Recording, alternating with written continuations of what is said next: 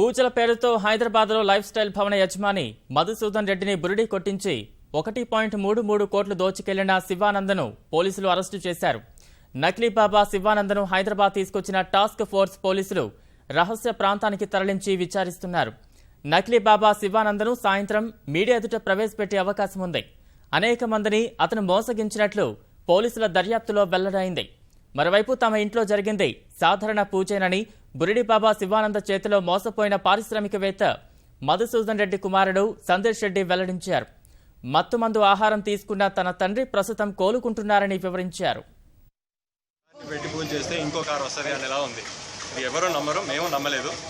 It's very simple పూజ. ఆ డబ్బులు నిజంగానే మేము పెట్టింది డబ్బులు అయితే కూడా నేను ఓవర్ నైట్ నేను ఎక్కడికో వెళ్ళిపోను. నా లైఫ్ స్టైల్లో ఏం డిఫరెన్స్ కూడా పడదు. Everything will be the same. It is not about the money. I just glad that all of us are safe and alive. మీకు ఎప్పటి నుంచి పరిచయం సార్ బాబా? నాకు తెలియదండి. జస్ట్ ఎవరో ముఖపరి చేస్తుంటే వచ్చింది. మా ఇంటికి ఫస్ట్ టైం ఆయన వచ్చింది అంతే. దీంట్లో భాగంగా ఏంటంటే మీ ఫాదర్కి ఎట్లా ఆరోగ్యం అంటే మీ ఫాదర్ అయితే అందరూ పరిచయం నమ్మడం కూడా ఒక ఆశ్చర్యమైన విషయం. ఇట్ వాస్ వెరీ సివియర్ అండి. Still in the ICU. They are going to move him to the room.